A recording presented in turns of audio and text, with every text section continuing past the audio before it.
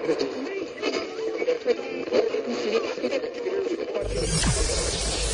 ready for unique, rare, and little-known treasures from the golden age of radio. You're listening to The Amazing World of Radio with Adam Graham. Welcome to The Amazing World of Radio. From Boise, Idaho, this is your host, Adam Graham. If you have a comment, email it to me, box13@greatdetectives.net. This summer, my Patreon supporters, patreon.greatdetectives.net, voted to do our summer series of great movies over radio, where we played films that made AFI's 100 Years, 100 Movies list that were adapted over radio. There was one movie I didn't do, because I planned to do it at Christmas, and we're going to go ahead and play it now. It was listed at number 11 on the original 1998 100 Years, 100 Movies list, and then it was listed as number 20 on the 2007 list by AFI. And that is It's a Wonderful Life. The original air date of this adaptation is March the 10th of 1947. Let's go ahead and take a listen. Lux presents Hollywood.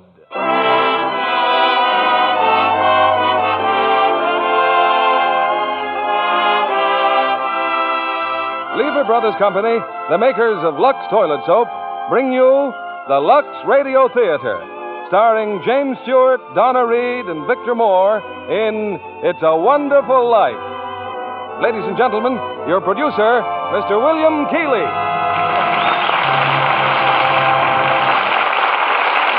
Greetings from Hollywood, ladies and gentlemen. Tonight we bring you one of the season's most inspiring hits, a Liberty Films production that's been nominated for the highest screen award. Yes, It's a Wonderful Life. And we present it now with its original fine stars, Jimmy Stewart and Donna Reed. Jimmy in the role which won him a nomination for the best performance of the year. Also in our cast is starred that fine comedian, Victor Moore. It's a Wonderful Life is the drama of a typical American. Might be you, it might be me.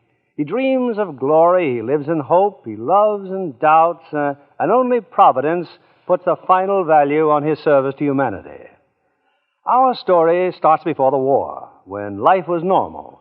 Shortages were generally unknown, and simple luxuries like Lux soap were abundant. I won't say that's the only reason people said it's a wonderful life, but I do know from the thousands of letters in our files that most of them said it's a wonderful soap. And they keep right on saying it day after day. In fact, the popularity of Lux soap is what makes it possible to present such entertainment as Frank Capra's great production, It's a Wonderful Life, starring Jimmy Stewart as George, Donna Reed as Mary Hatch, and Victor Moore as Clarence.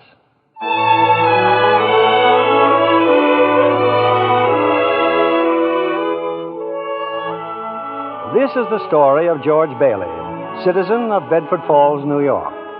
George Bailey, who more than anything under the sun wanted to see the world, the wonderful, exciting world that lay somewhere beyond the limits of his hometown. Oddly enough, this story does not begin in Bedford Falls. In fact, it doesn't begin anywhere in the world. It begins in heaven, where the superintendent of angels has just summoned an apprentice angel named Clarence. Oh, I'm really going down to earth, sir? Oh, how splendid. Yes. There's a very discouraged man down there, Clarence, George Bailey. At exactly 10:45 p.m., Earth time, he'll be thinking seriously of ending his life. Oh, dear, his life. Now, I want you to stop him if you can. Now, sit down. I'll give you Bailey's case history. Sir, if I should accomplish my mission, may I perhaps get my wings? I've been waiting over 200 years now, and, well, people are beginning to talk. Clarence, what's that book? The Adventures of Tom Sawyer, sir. I was reading it when you sent for me. Oh, fine book. Excellent. Well, you do a good job on George Bailey, and we'll see about your wings. Oh, thank you, sir. Now, listen. When George Bailey was a boy, 2 events occurred that you should keep in mind. One was when his young brother, Harry, fell through the ice and almost drowned. George saved him. Brother fell through the ice. George saved him. Ever since, George has had a bad ear. All that icy water, you understand. Yeah, bad ear. Yes, sir. The other event came a few months later. George used to work after school in Mr. Gower's drugstore. One day, Mr. Gower's only son died of influenza. It was a terrible blow, and poor Mr. Gower tried to lose his grief in whiskey. Where you been, George? Mrs. Blaine's called twice. What happened to her prescription? You lost it, didn't you? No, Mr. Gower. Here it is. Well, you good for nothing. Don't you know that Blaine girl's very sick? Mr. Gower, my ear. You're hurting my sore ear. Teach you to loaf, you lazy brat. Mr. Gower, you don't know what you're doing. You put something wrong in those capsules. Shut up. Oh, I know you feel bad, but look, Mr. Gower, look. This bottle, you used this bottle to make up the capsules. It's poison. Poison? Don't hurt my sore ear again, Mr. Gower. Oh, George. That's why I didn't deliver, Mr. Gower. All I wanted was to make sure. George. Well, Clarence, that was George Bailey as a boy. When he grew up, he wanted to go to college, but there just wasn't the money. So he worked 4 years in the Building and Loan Association. Building and Loan Association? Oh, I forgot to tell you. George's father was in the building and loan business. He and George's uncle, Billy. High ideals and low bank account. Anyway, George worked for his father and saved enough to see him through the university.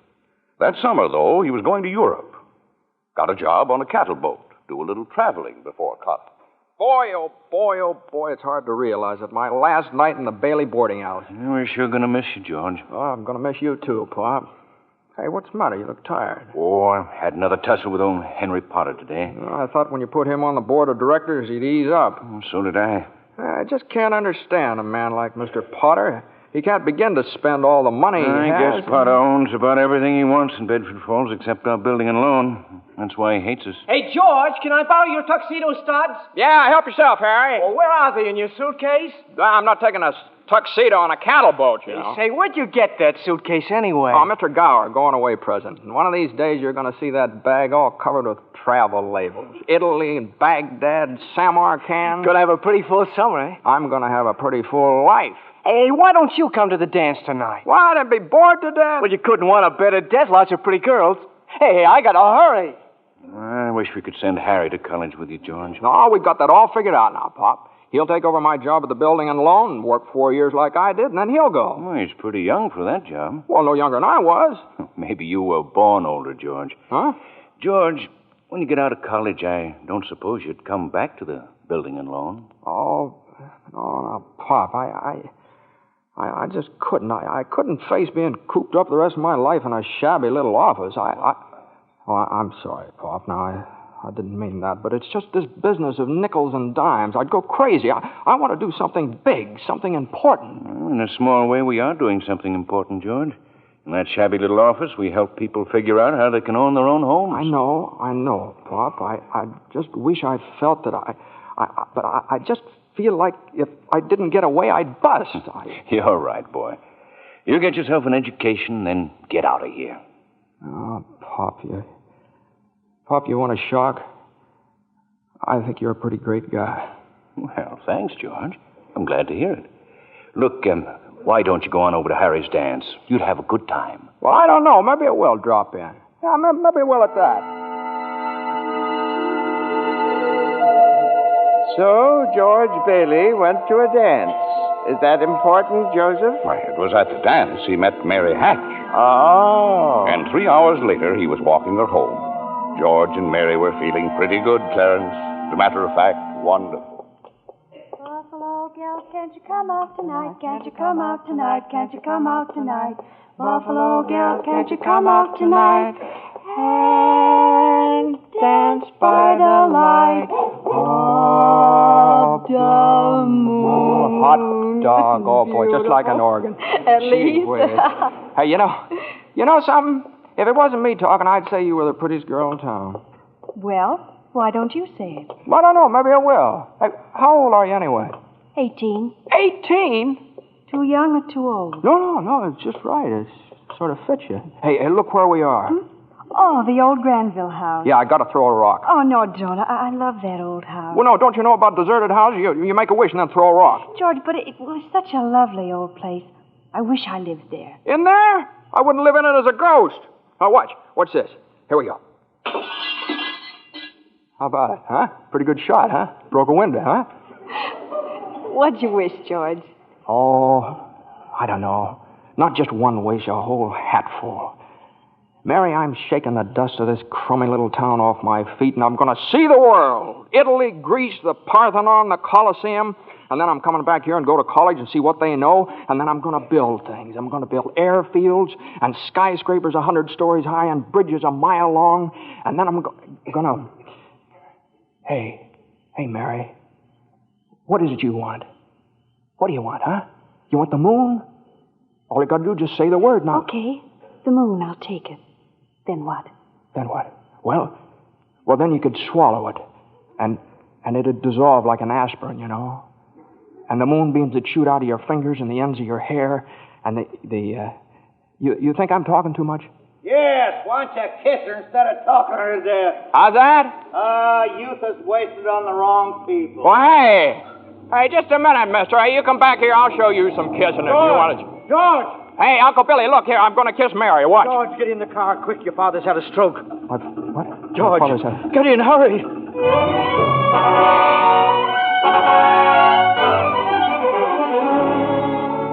Well, George's father died that night, Clarence.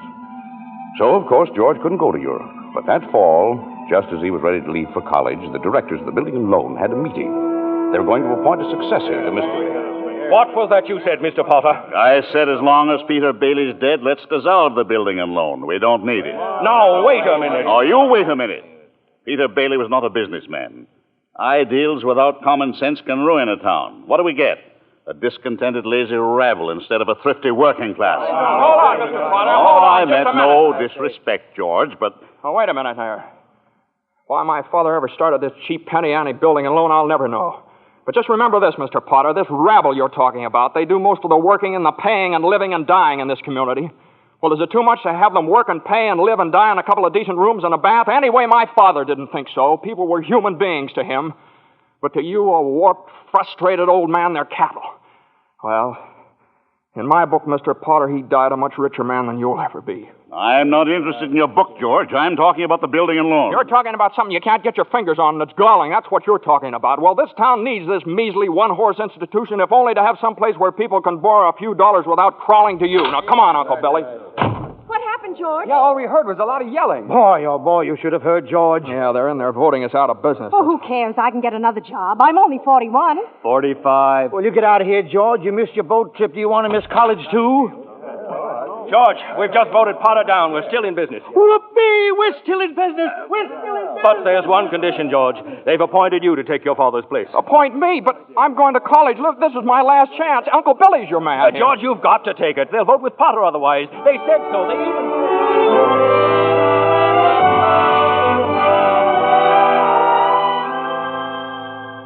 I know George Bailey didn't go to college. That's right, Clarence. He gave his college money to Harry. Harry went instead. But what happened to that good-looking girl, you know, Mary? Oh, George saw her now and then. Not very often, though, because Mary went away to school, too. Anyway, George waited 4 years more for Harry to come back and take over the building and loan. He could still see the world. He planned to work in the oil fields, Venezuela.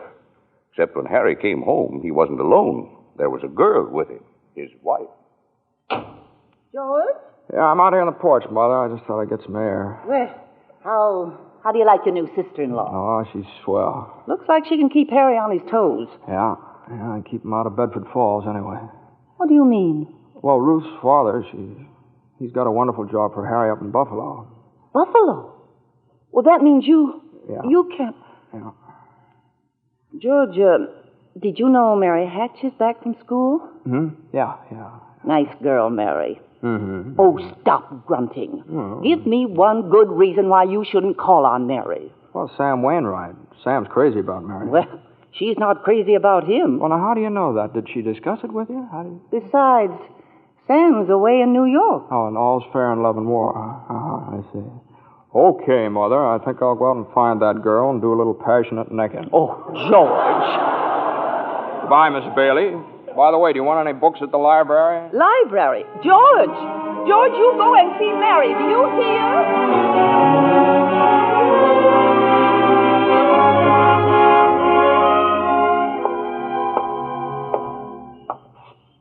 George, is that you out there? Oh, hello, Mary.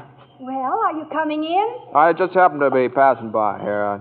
Oh, I thought you were picketing. Have you made up your mind? How's that? Have you made up your mind About what? about coming in? Your mother just phoned. She said you were coming over. My mother just wanted... What does she mean, Carla? I just happened to be passing by, that's all. I didn't... Well? Well, all right, I'll come in for a minute, but I didn't tell anybody I was coming here. You fella can't go out for a walk nowadays without you... When'd you get back? Tuesday. Where'd you get that dress? Do you like it? It's all right. Well, no point standing here on the porch. Come on in. I still can't understand it. I didn't tell anybody I was coming here, you know. Would you rather leave? Well, no, I don't want to be rude. Sit down for a while. It's nice about your brother and Ruth, isn't it? Yeah. That's all right. Don't you like her? Well, of course I like her. She's a peach. Oh, just marriage in general you're not enthusiastic about, hmm? No. Marriage is all right for a lot of people. It's all right for Harry and Sam Wainwright and you. For Sam? Mary? It's George Bailey, Mother. What's he want? I don't know. What do you want? Me? Not a thing. Not a thing. And I just came in to get warm. He's making violent love to me, Mother. You just tell him to go right back home. Sam said he'd call you tonight from New York, didn't he? I guess so. How about some music? Your mother needs... I didn't come here to... What did you come here for, then? I don't know. You're supposed to be the one with all the answers. You tell me. Oh, why don't you go home? I don't know why I came here in the first place. Good night. Good night. Okay, the way you're shouting, you'd think that... You'd think what? All right, I'll get it. George, on your way out, would you mind turning off the phonograph? I'd be very happy to. Doggone crazy song. Hello? Sam? Mary, gee, it's good to hear your voice. How are you, Sam? I forgot my hat. Hee-haw. What? Oh, I was just talking to an old friend of yours, George Bailey. Oh, Mossback George? Old Mossback George. Well, put him on. I'll talk to him, too. Wait a second. George. He doesn't want to speak to George. He does so. He asked for him. Why'd you call me? Because if I'm in a hurry. Sam wants to talk to you. Oh. Hiya, Sam. Hey, fine pal you are, trying to steal my girl. What do you mean? Nobody's trying to steal anybody's girl. Here, Mary, take the phone. No, wait, George. I want to speak to you both. Tell Mary to get in the extension upstairs. He says for you to get on the extension upstairs. I can't. Mother's on the extension. Yes, Mom. Here, we can both hear, George. Just put your head a little closer. What? Yeah, that's better. We're listening, Sam. Well, I have a big deal coming up that's going to make us all rich. George, you remember that time you told me about making plastics out of soybeans? Soybeans? Yeah. Soybeans, yeah. Well, my father's checked into it, George, see? And now he's going to put up a factory. How do you like that? A factory, huh? And here's the point, George. I may have a job for you unless you're still married to that broken-down building and loan. Oh, Mary? I'm here. You tell that guy I'm giving him a chance of a lifetime. Do you hear? He says it's the chance of a lifetime. And give me that phone. Here's George again, Sam. George. Now, you listen to me, Mary. I don't want any plastics, and I don't want any job, and I don't want to get married ever to anyone. Do you understand that? I want to do what I want to do, and you're not going to trick me. And you're... Mary. George. Mary. Oh, Mary, darling, I love you, Mary.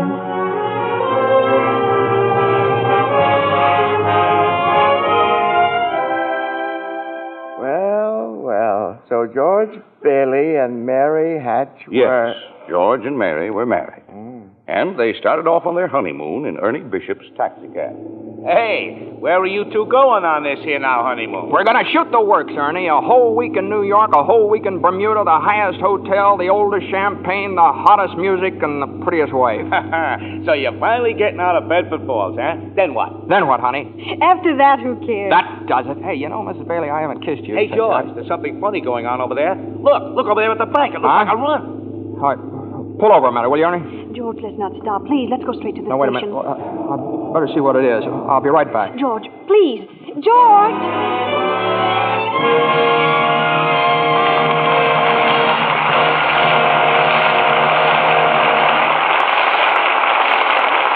In a few moments, we'll return with the second act of It's a Wonderful Life, starring James Stewart, Donna Reed, and Victor Moore.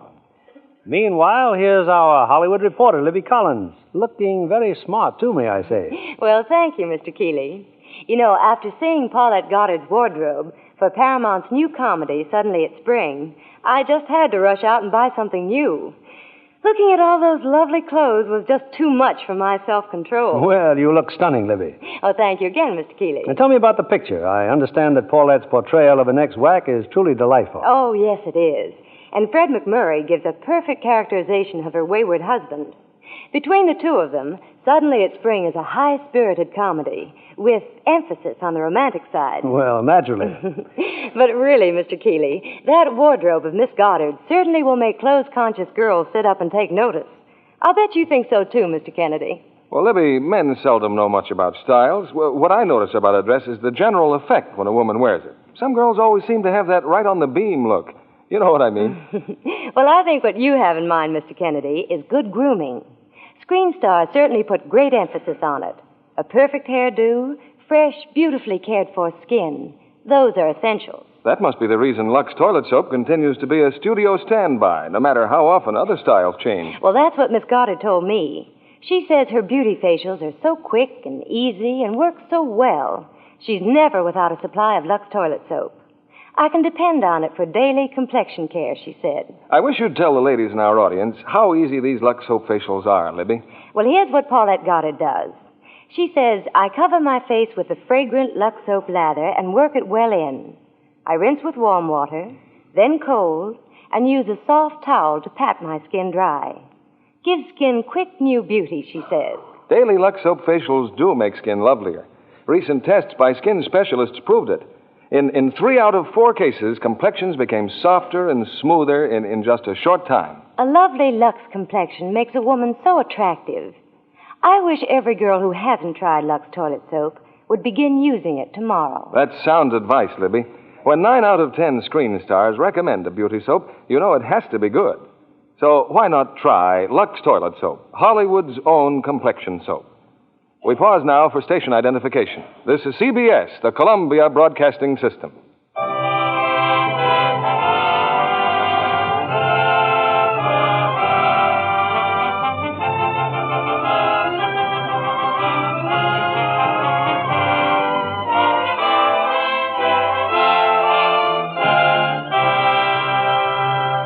Act 2 of It's a Wonderful Life, starring Jimmy Stewart as George, Donna Reed as Mary, and Victor Moore as Clarence.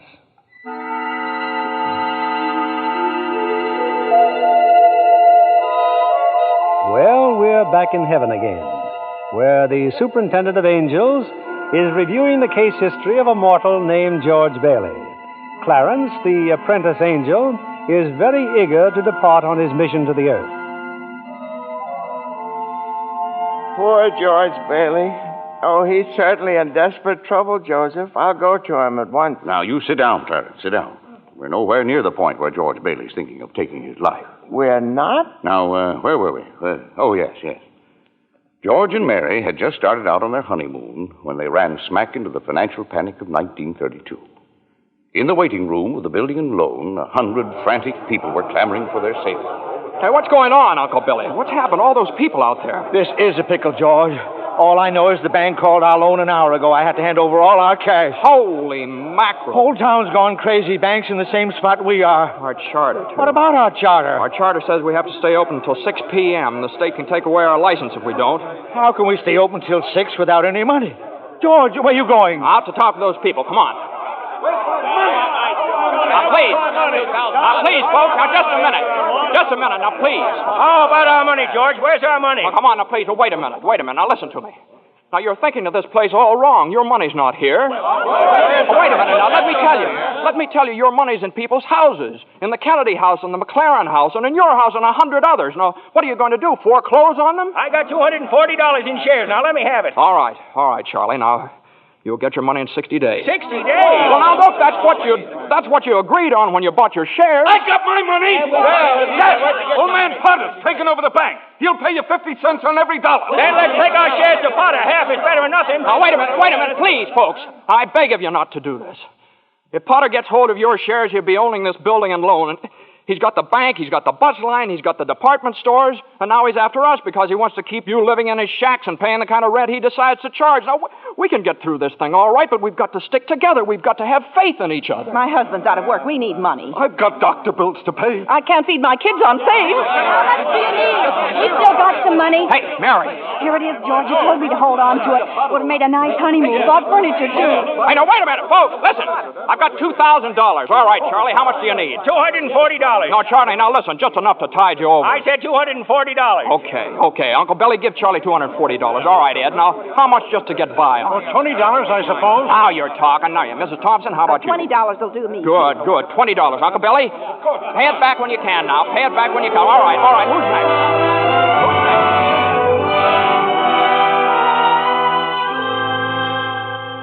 Look at the clock. Look. 5 seconds, 4 seconds, 3, 2, 1. 6 o'clock. We made it. Lock that door, Eustace, quick. Boy, we're still in business, Uncle Billy. We've even got $2 left. George, there's a call for you. Okay, and then call my wife, will you? She's probably over at Mother's. Mrs. Bailey's on the line. No, I don't want Miss Bailey. I want my wife, Mrs. Bailey. Mrs. Bailey, that's my wife. That's my. Give me the phone, will you? Hey, Mary. Listen, Mary. I'm sorry. Come home. Well, what home? Well, 323 Sycamore. Well, whose home is that? What? Well, Mary, how can I... Well, sure, all right, sure, I'll be there. Clarence, guess what 323 Sycamore was? His mother-in-law's house, huh? Oh, no. Number 323 Sycamore was the old Granville house, the one George threw rocks at and made wishes. Yes, sir, that's where they spent their honeymoon. That's where they started housekeeping. They were still living there 2 years later when old man Potter asked George to stop over at his office. Sit down, George. Sit down, do. Have a cigar? Well, thank you, sir. George, you're a young man, married, making, say, $40 a week at the building and loan. 45. 45. Now, if you were some ordinary yokel, I'd say you were doing fine. But George Bailey is intelligent, ambitious. He hates the building and loan almost as much as I do. He's been dying to get out of town ever since he was born, but he's trapped. Trapped into frittering his life away playing nursemaid to a lot of garlic eaters. Do I paint a correct picture, George, or do I exaggerate? Well, what's your point, Mr. Potter? My point is that you're the only man in town who has licked me. George, I want to hire you. Manage my affairs. I'll start you off at $20,000 a year. $20,000 a year? Are you sure you're talking to me? I'm George Bailey. Don't you remember me? The building and loan, remember? Yes, George Bailey, whose ship has just come in, providing he has sense enough to climb aboard. Well, but what about the building and loan? Confound it, man. I'm offering you a 3-year contract at $20,000 a year. Is it a deal or isn't it? No. The answer's no, doggone it. If you offered me $1 million to stay around this town and play stooge to you, the answer'd still be no. Now, let me alone. Don't bother me.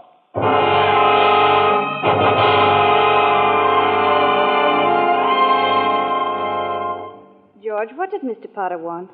Oh, it's nothing. He just talk. It's nothing. Oh, gee. Mary Hatch. Mary, why in the world did you ever marry a guy like me anyway? To keep from being an old maid. I was going to see the world. I was going to build things. I was going to give you the moon. What have I given you? Not even a new dress, not for months. Gee whiz, I feel awful. So do I. Mornings especially. I could have married Sam Wainwright, anybody else in town. I didn't want to marry anybody else. I want my baby to look like you. You didn't even have a honeymoon, and I promised you that you what? My baby. Hey, Mary, you mean you're on the nest?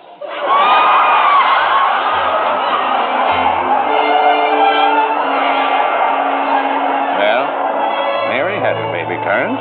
A boy. You don't say. Then she had another one. A girl. Well, what do you know? Night after night, George had come home late from the office. Things weren't good with the building and loan. Potter was really bearing down on him. Then came the war. Mary had another baby by then. Oh. But she still had time to help out in USO. Uncle Billy sold war bonds. And George's brother Harry became a real hero. Shot down 15 planes. But George, what about George? Well, George was 4F, his bad year. He was an air raid warden. On VE Day, he wept and prayed.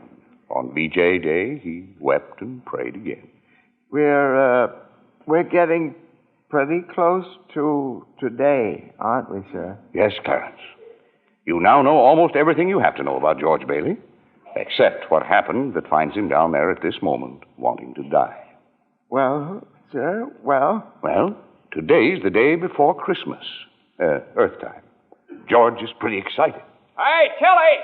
Eustace! Hey, look at the newspaper. Commander Harry Bailey, decorated by the president. That's my kid brother. The Congressional Medal of Honor. Gosh, George, gosh. What do you think about the 15 Jap planes? And the last one he got was just about to dive into a transport loaded with soldiers. You know what that means? He saved lives, hundreds of lives. Hey, gee, where's Uncle Billy? Huh? We're going to the bank, George. He's depositing that $8,000. Good. Go. Who's that in his office there? It's that man again, the bank examiner. Oh, yeah. Well, good afternoon, Mr. Carter. Hey, Tilly, get the books from Mr. Carter. Will you know, that's my brother's picture there, Mr. Carter. He shot down 15 planes, and one of them was... Well, Mr. Henry F. Potter come to the bank to deposit some more loot, eh? Sure, you old fool. How do you like the news in the paper, Mr. Potter? Just can't keep those Bailey boys down now, can you? Let me see that newspaper. Here, sorry I can't chat, you old thief. Got to make a deposit. Here you are, Horace. Deposit slip, bank book, and a very Merry Christmas to you. You too, Mr. Bailey.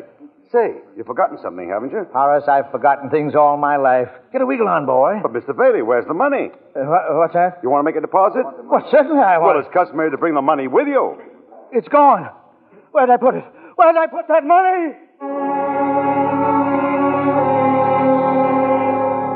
A terrible thing, Clarence, terrible.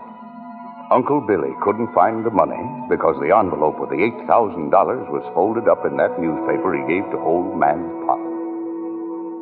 I just don't know what happened to it, George. I just don't know. $8,000. Uncle Billy, the bank examiner's here, and it's not our money. It belongs to the depositors. George, what are we going to do? We've traced every step I took. We can't stand here in the street. Are you sure you didn't put that envelope in your coat pocket? I think so. Maybe.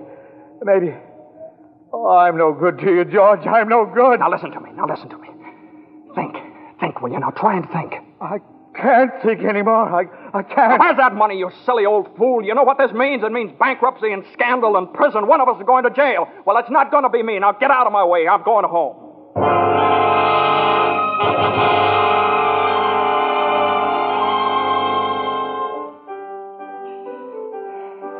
George, dear, what's wrong? You haven't said a word since you came home. Oh, well, that banging on that piano. Does she have to just keep playing that same piece over and over and over and over again? I have to practice for the Christmas party, Daddy. What is it, dear? Another hectic day? Yeah, another red letter day for the baby. Dad, Murphy's got a brand new car. You should see it. What's the matter with our car? Isn't it good enough for you? I'm sorry, Dad. I only... Run upstairs, Petey. See if Zuzu's all right. Okay, Mom. Now, what do you mean? See if Zuzu's all right. What do you mean? Oh, she caught a little cold coming home from school. She didn't button up her coat. Well, what is it? What do you mean, just a cold? George, the doctor said it was nothing serious. Was the doctor here? Well, I thought he'd better look at her. It's this old drafty house. It's no wonder we don't all have pneumonia. Might as well be living in a refrigerator. Why'd we have to live here in the first place and stay around this measly, crummy old town? George, what's happened? Everything's happened. You call this a happy family? Why do we have to have all these kids? Daddy, how do you spell frankincense? I don't know how you spell. You ask your mother. Where are you going? Upstairs to see Zuzu. Hello? Oh, thank you, Mrs. Welch. I'm sure she'll be all right. Who's that? Zuzu's school teacher. What? Oh, yes, the doctor says she'll be fine tomorrow. Here, give me that phone. George, please. Mrs. Welsh? Well, this is Mr. Bailey. Say, what kind of a teacher are you anyway? What do you mean sending Zuzu home like that, half naked? Do you realize you probably end up with pneumonia just because of your stupidity? You know, maybe my kids aren't the best dressed kids in town, but at least... Hello! Janie, will you stop playing that lousy piano? Cut it out! Stop it! George, for heaven's sake, what's wrong with you? I'm sorry. Janie, I'm sorry. Mary, I've just got to get out of here.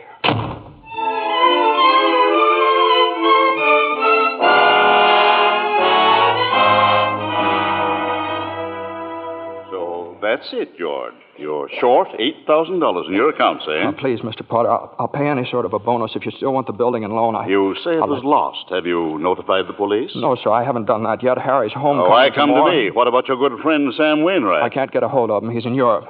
What kind of security would I have, George? What collateral? Yes, sir, I have some life insurance here. $15,000 policy. What's your equity in it? $500. And you want $8,000? You once called me a warp-frustrated old man. Well, what are you but a warp-frustrated young man crawling on your hands and knees for help? Why don't you go to the riffraff you love so well? Ask them for help. I'll do anything, Mr. Potter, please.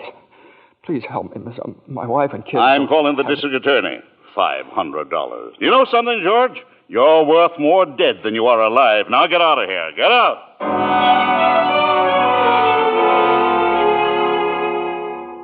And all the time, Potter had the $8,000 in his desk drawer. It's still there, Clarence. But where's George, sir? Where? Well, he went over to Martini's Cafe. He's had a couple of drinks, Clarence. He's just standing there, sort of in a daze. Oh, God. God, dear Father in heaven, I'm not a praying man, but if you're up there and you can hear me, please show me the way. I'm at the end of my rope. Show me the way, God. Mr. Bailey, you all right? Don't drink anymore, Mr. Bailey. Please, you don't feel good. Bailey? Did you say Bailey? Which Bailey? This gentleman is Mr. Bailey, George Bailey. George Bailey, huh? And the next time you talk to my wife like that, she'll get worse. It isn't enough she slaves teaching your stupid kids how to read and write. You got to ball You get out of here, Mr. Welch. You hit my best friend. Get out. All right, all right. Mr. Bailey, you okay? Who's that? Mr. Welch, but don't worry. He don't come in this place no more. I'll get something for your face. It's bleeding. I'm all right. Please don't go away, Let me Mr. alone. Bailey. Please don't go away.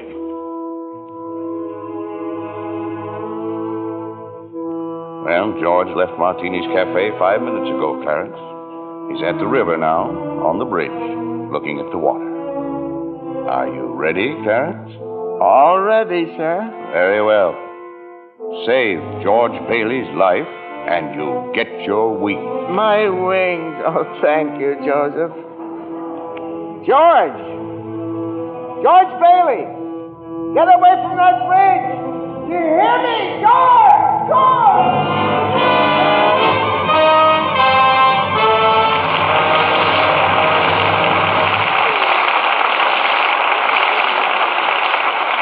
In just a moment, we'll bring you Act 3 of It's a Wonderful Life, starring Jimmy Stewart, Donna Reed, and Victor Moore. The popular theory about beautiful blondes is that they're content to be merely decorative. Our lovely guest tonight, Miss Susan Blanchard, completely disproves that idea. Besides being a hard-working Fox starlet, Susan, I understand you're a wonderful cook. I really love housekeeping, Mr. Keeley. But most of all, I enjoy the training I get at the studio. It's work, but it's fun, too. You're an Easterner, aren't you, Susan? Yes, a native New Yorker. I thought so. It was the Broadway theater that inspired me to think of show business as a career. Well, that's interesting. I used to save my allowance and go to every play I could. One of my favorite actresses was Jane Wyatt. Uh-huh.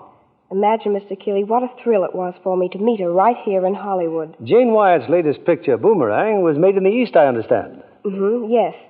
But she and Dana Andrews, who stars in Boomerang with her, were in Hollywood to see a studio showing of the picture. Oh, I see. Jane Wyatt is my ideal of a stage and screen star. So talented and so lovely to look at. Just as lovely in real life, too. She is indeed. It wasn't long before I discovered that she's as keen about Lux toilet soap for beauty care as I am. You know, I'm a Lux girl, too. We're glad to hear you say that, Miss Blanchard, because that's a very beautiful Lux complexion I see before me. Just right for blue eyes and ash blonde hair. Thank you, Mr. Kennedy. Any girl in pictures is delighted to find out about Lux toilet soap as a beauty care. Active lather facials are so quick and easy, and they really make a difference in your skin. Thousands of busy, attractive women have discovered that, Miss Blanchard. Daily Lux Soap complexion care does make skin lovelier. Otherwise, it wouldn't be the choice of 9 out of 10 screen stars. Lux toilet soap is all around beauty care for me. I use it as a bath soap, too.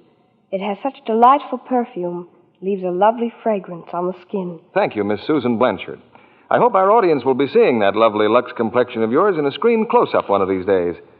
Now, back to our producer, William Keeley. Act 3 of It's a Wonderful Life, starring Jimmy Stewart, Donna Reed, and Victor Moore.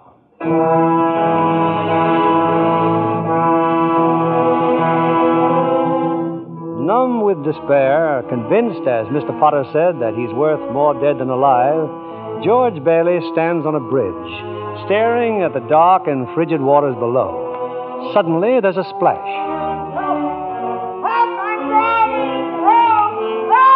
No, that's not George. It's Clarence, the apprentice angel. And there goes George in after him. It's a few minutes later now, and in the bridge-keeper's shack, George and Clarence are drying off. You both sure you're all right? You want a doctor? No, I'm all right. Oh, I'm fine. This underwear, I didn't have time to get anything more stylish. My wife gave me this on my last birthday. I passed away in it. You what, mister? I see Tom Sawyer is drying out, too. Who? My book. I left in such a hurry, I brought Tom Sawyer with me. Hey, how'd you happen to fall in? Oh, I jumped in. I jumped in to save you. Jumped in to save me? Well, I did, didn't I? You didn't go through with it, did you? Go through with what? Suicide. Hey, it's against the law to commit suicide around here. Yeah, it's against the law where I come from, too. Where do you come from? Heaven. Oh, that's very funny. Your lips bleeding. Yeah, I got a bust in the jaw in answer to a prayer. Oh, no, George. I'm the answer to your prayer. Hey, how'd you know my name? Oh, I know all about you. Well, who are you supposed to be, anyway? Clarence Oddbody, AS2. Clarence Oddbody. What's the AS2 for? Angel, second class. Hey, I'm getting out of here. You may not need a doctor, but I do. Cheerio, my good man. Hey, look here. Why'd you want to save me? Because I'm your guardian angel, George. Oh, I see. Uh-huh. Well, you look like about the kind of an angel I'd get. What happened to your wings? Well, I haven't won my wings yet. That's why I'm an angel, second class. Oh, I see. But you can help me earn them, George, by letting me help you. Oh, don't happen to have $8,000 on you, do you? No. We don't use money in heaven. Oh, that's right. Yeah, I keep forgetting. I see. Comes in pretty handy down here, bub.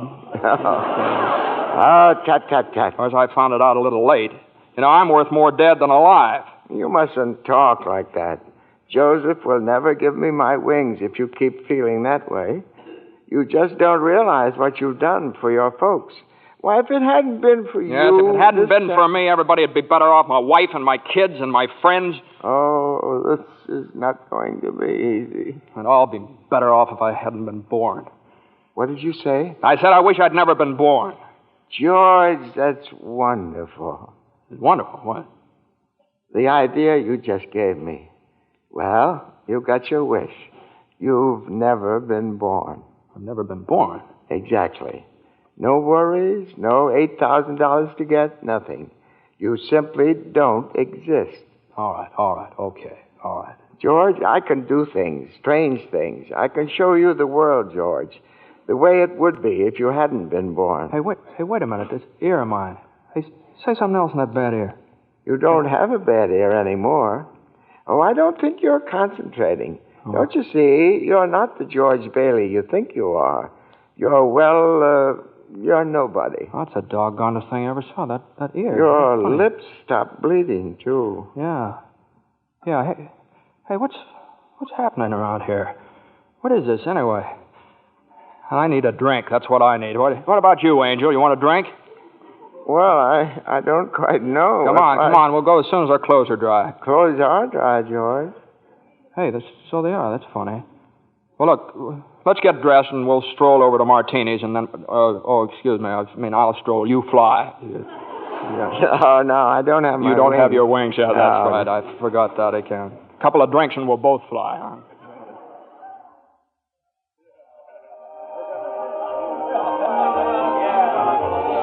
What'll you have, fellas? Hey, where's the boss? Where's Martini?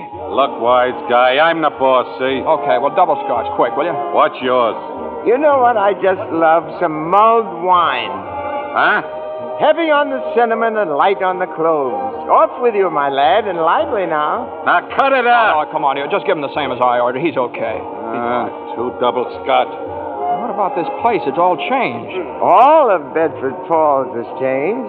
You're having your wish, George. You've never been born. Oh, there'll be lots of things you've never seen before. Oh, good. Somebody just made it. Made what? Every time a bell rings, it means some angel's got his wings. What'd you say? Look, Clarence, I don't think you better talk about angels around here. Don't they believe in angels? Oh, yeah, they believe in them, but you know, it's just a little Well, thing. then why should people be surprised when they see one? Don't mind him, bartender. He's just a little fella. He just never grew up. And how old are you anyway, Clarence? Well, next May, I'll be 293. That does it. A couple of pixies, huh? Go on, get you. Hear me, get. Where's Martini? Will you Stop tell me? asking about Martini. Ain't here any... Hey, you. Rummy, didn't I tell you never to come panhandling around here? George, look. Hey, it's Mr. Gower. Mr. Gower. Listen, Mr. Gower, don't you know me? This is George Bailey. You buy me a drink, mister? Just one drink, will you, mister? Pinky! Yeah, Nick. Throw the rummy out. Oh, no, please. Hey, bartender, that's Mr. Gower, the druggist. That rumhead spent 20 years in jail for poisoning some kid. If you knew him, you must be a jailbird yourself. Pinky, here's two more. Get him out of here. Get up, George. Good thing he threw us in a snowbank, huh? Hey, where's Mr. Gower? Mr. Gower doesn't know you, George. You see, you weren't there to stop him from putting poison into that prescription. Hey, what do you mean I wasn't there? Look, tell me, what are you? Are you a hypnotist? George. Look, well, why am I seeing all these strange things here? Don't you understand? It's because you were not born. Well, if I wasn't born, then who am I? Nobody. You have no identity. Oh, what do you mean I have no identity? No papers, no driver's license, no 4F card, no insurance policy. Zuzu's bell. What? Zuzu's bell. I bought my little girl a bell to hang on the Christmas tree, and I forgot to give it to her. I've got it in my... It's gone. It's gone, too. Everything's gone.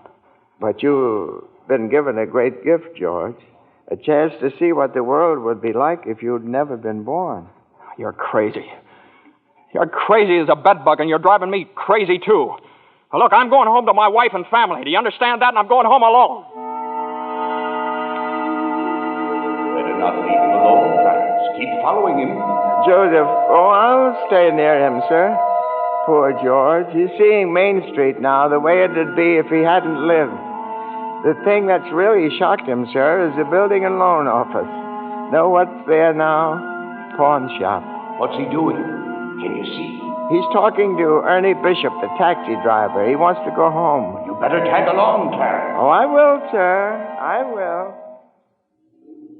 Come on, step on it, will you, Ernie? Get me home. I'm off my nut. Where do you live, buddy? Oh, now, doggone it, Ernie. Don't you start pulling that stuff on me. 323 Sycamore. 323 Sycamore. Yeah, hurry up, or Zuzu's sick. Okay, buddy. Hey, look, Ernie, I don't know what's happened. I'm going crazy or something. I got some bad liquor.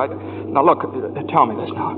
You're Ernie Bishop, right? And you live with your wife and kid down You seen my wife? What do you mean? I've seen your wife. I've been in your house 100 times. What do you... We built it for you, didn't we? Bud, my wife took the kid and ran away 5 years ago, and I ain't never seen you before in my life, see? Okay, Ernie, okay. Just step on it. Get me home.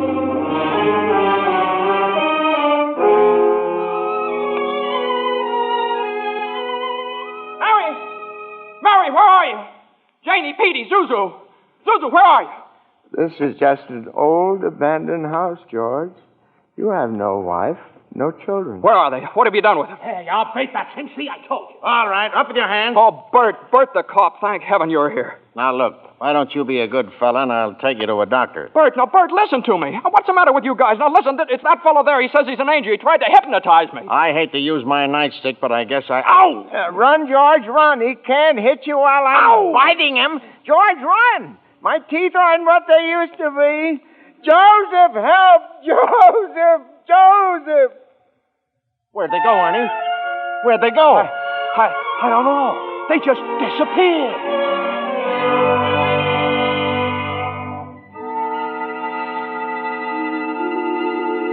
Clarence!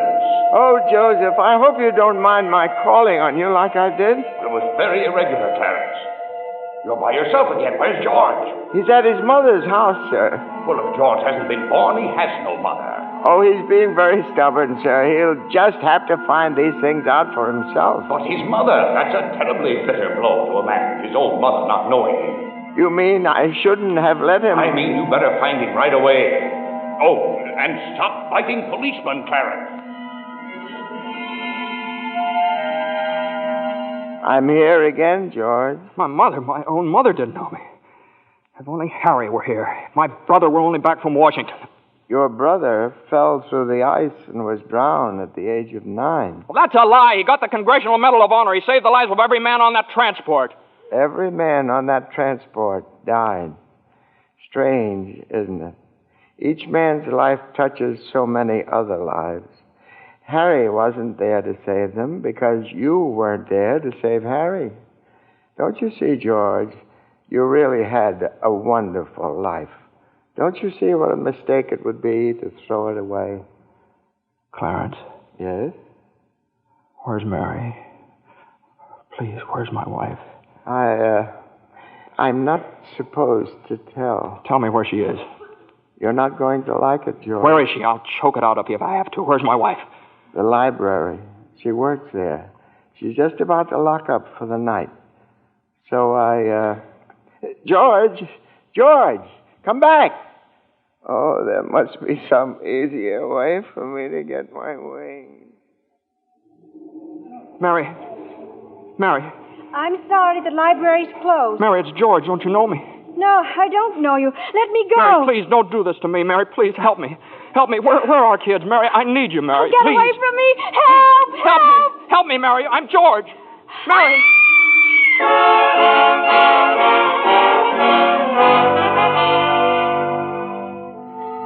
Clarence. Oh, where is he, Joseph? Where's George? I'm afraid I've lost him, sir. You knew you shouldn't have let him try to see Mary. Now they're after him, a mob. They think he was trying to hurt her. Joseph, I won't even get one wing, will I? You have one more chance, Clarence. Get over to the bridge by the river. I think George has seen just about enough. But the mob... But don't worry. They've lost him, too. Now, hurry up. Oh, thank you, Joseph. Thank you. Clarence, where are you? I'm here, George. Help me, Clarence. Get me back. I don't care what happens to me. Only get me back to my wife and kids, please. I want to live again. Oh, thank you, George. Thank you, boy. I want to live again, please. Oh, God, please let me live again. George? Is that you down there, George? Now get out of here, Bert. Get out here. You come in any closer, I'll let you have it. What the hell are you yelling for, George? Come on. George, Bert, do you know me? No, yeah. I've been looking all over town for you. Where you been? Hey, Bert, I'm alive again, Bert. You sure you're all right? Hey, your mouth's bleeding. It is. Hey, my mouth's bleeding.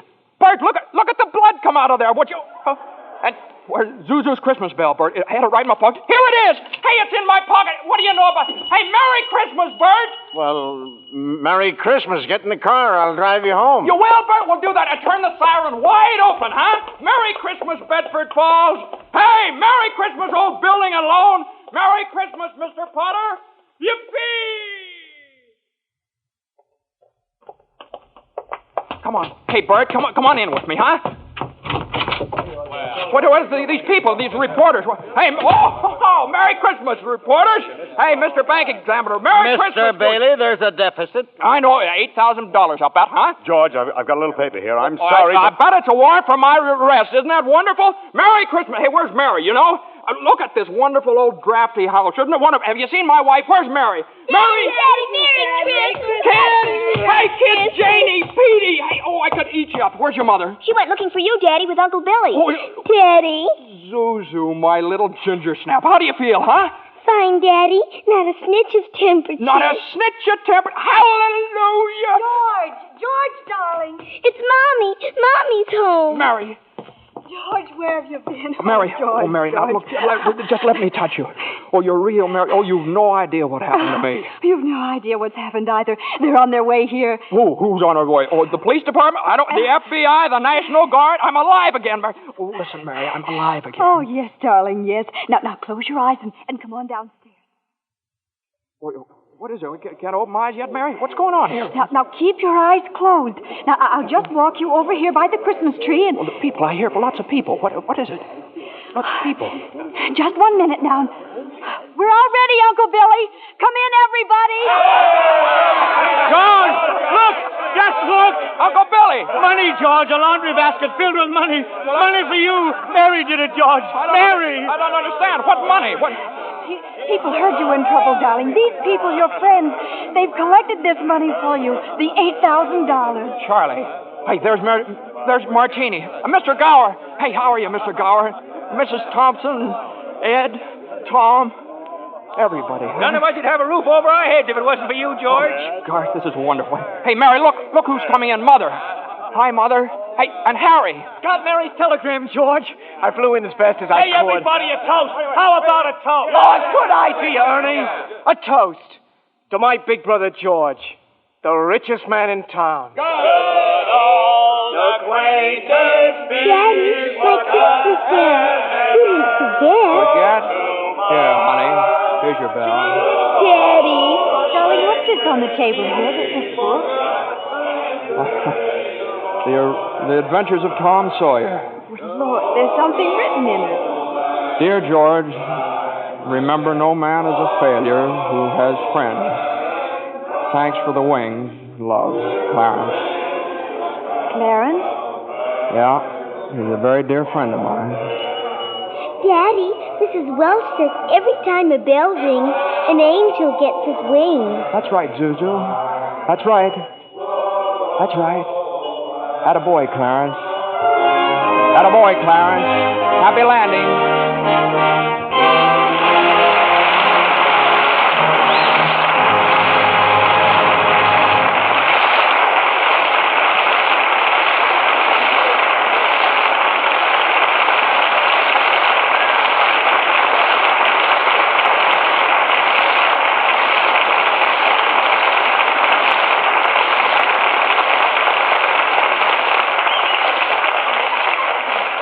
It's a wonderful life so long as we can have such fine performances as we enjoyed tonight from Jimmy Stewart, Donna Reed, and Victor Moore. Jimmy, I'd like to thank whatever guardian angel whisked you back from Texas for our show this evening. Well, that guardian angel was an airline's wing, Bill. You were in Texas for the premiere of this picture, weren't you, Jimmy? Yeah, Frank Capra and I went down for 5 openings, as many nights. Pretty good All down of there them in Texas, yeah. Jimmy? Yeah, every one of them. There were 5 premieres over Texas. You know, it's a pretty big state. Takes that many to do it. Jimmy, I'm sure your fans were proud to read that you received an honorary degree from Princeton just the other week. Yes, how about that, Jimmy? Do we call you professor now? No. It's just an M.A. Oh, Master of Arts? Well, it might have been. I don't know. It might be for murdering architecture. That's what I studied at Princeton. Well, you know, Donna has an honorary degree to her credit, too. LLC. What's that, Bill? LLC? Well, you can see for yourself. A lovely Lux complexion. Well, thank you, Bill. Or rather, thank Lux Toilet Soap. It's a wonderful complexion care. I use it faithfully. With wonderful results, I see. What's happening next Monday night on Lux, Bill? Next week, we have another of the season's most successful films. It's 20th Century Fox's thrilling screen hit, Leave Her to Heaven, with lovely Jean Tierney, and a star who appears in answer to literally hundreds of requests, Cornell Wilde. Based on the best-selling novel of the same name, Leave Her to Heaven is the strange, dramatic story of a woman whose twisted mind and fiendish jealousy drive her to any lengths to hold the man she loves. Now, that ought to make great listening, Bill. I wouldn't miss it for anything. Good night. Good night, and thanks a million.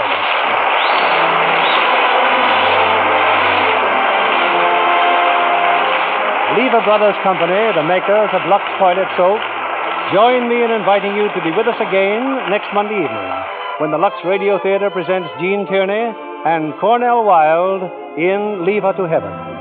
This is William Keeley saying good night to you from Hollywood.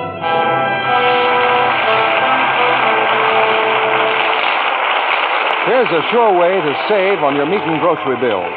Turn in used kitchen fats to your butcher and receive a generous price for every pound. The worldwide supply of fats is still desperately short, and every drop you save helps in the making of soap, refrigerators, and other needed items. So save and turn in your used kitchen fats. Donna Reed appeared through the courtesy of Metro-Goldwyn-Mayer, producers of The Beginning or the End, starring Brian Donlevy and Robert Walker. James Stewart will soon be seen in the Robert Riskin production for RKO, Magic Town. Victor Moore will soon be seen in Roy Del Ruth's production, It Happened on Fifth Avenue. Our music was directed by Louis Silvers. This program is broadcast to our men and women overseas through cooperation with the Armed Forces Radio Service. And this is your announcer, John Milton Kennedy, reminding you to tune in again next Monday night to hear Leave Her to Heaven with Gene Tierney and Cornell Wilde. Spry. When you bake and fry, for your cake and pie, it's your shortening by. Rely on Spry. Want fried foods crisp, golden, better tasting? Try Spry, the pure vegetable shortening that gives you delicious, better tasting fried foods. So digestible, too, the Spry way. Rely on Spry. S-P-R-Y. Rely on Spry. S-P-R-Y. Be sure to listen in again next Monday night to hear the Lux Radio Theater presentation of Leave Her to Heaven. This is CBS, the Columbia Broadcasting System.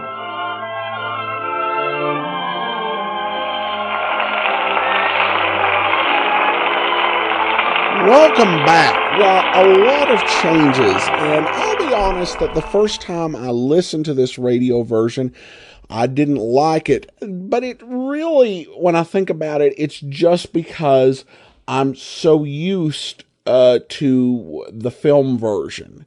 And, you know, I grew up during the period where the film version was on multiple times, on multiple channels, and I watched it over and over and over again. So I knew all the beats, and I knew when this adaptation deviated from it. But looking at it as honestly as possible, I think that none of the changes undermined the spirit of the story. The adapter really faces a challenge in trying to tell the same story in a 1-hour radio play as was told in a 2-hour movie. And I think they did a good enough job. The only change that really baffled me was why they changed the song that George's daughter was playing from Hark the Herald Angels Sings. Was the tune under copyright or something? I don't believe so, because the tune was put to the words by Charles Wesley in 1855, and copyright only ran up to 56 years. So that would have been well in the public domain, so I have no idea why they changed that song. Lux was fortunate to be able to get Jimmy Stewart and Donna Reed for this particular performance, but most of the rest of the players were actors regularly used by Lux Radio Theater. The exception to that was Victor Moore. Now, Moore was a pretty well-known comic actor, particularly over the radio, and definitely more so than Henry Travers, who played the role of Clarence in the film. I think Moore does as well, or even better than Travers, with the comic material in here. The drama is a bit different. It's a bit more understated. Though I have heard some people, generally younger, question the intensity at which Travers delivers some news, such as Mary becoming an old maid. So maybe there's a case for Moore's take as well.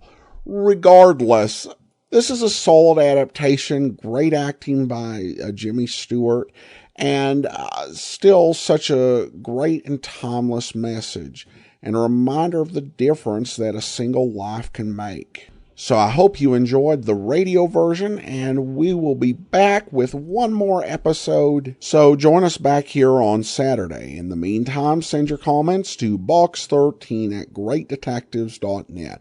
From Boise, Idaho, this is your host, Adam Graham, signing off.